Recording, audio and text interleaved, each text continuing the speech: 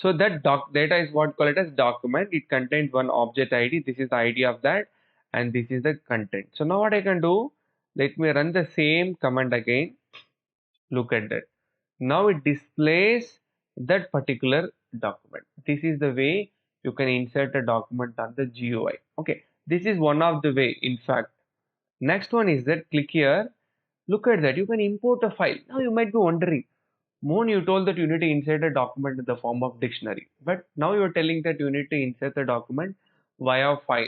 If this is the case, what kind of file it should be? We have a lot of files like text file, Excel file, CSV file, JSON file, so on. So, as the name indicates, you can have two different input for this one.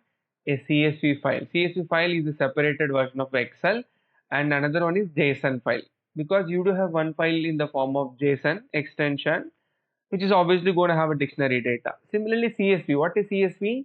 It is having set of field, and the corresponding field have the set of data.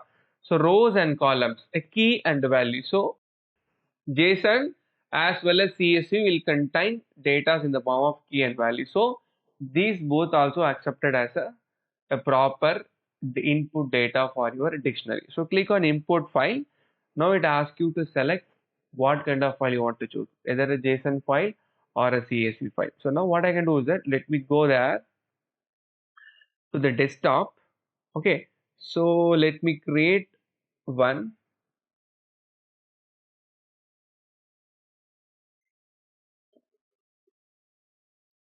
sample for testing. Let me open that. So let me keep some dummy data, name, age,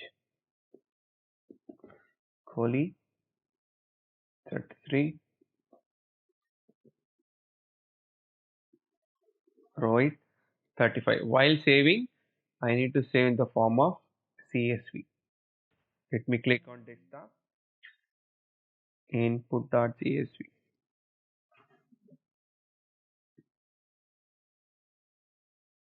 You can select this, comma delimited, okay, and click. That's it. Close this. So now go to Compass, click on CSV and select a file. So go to desktop, look at that. It displays whatever there in the particular column. You can import it. That's it. It got imported. So let me, there you see.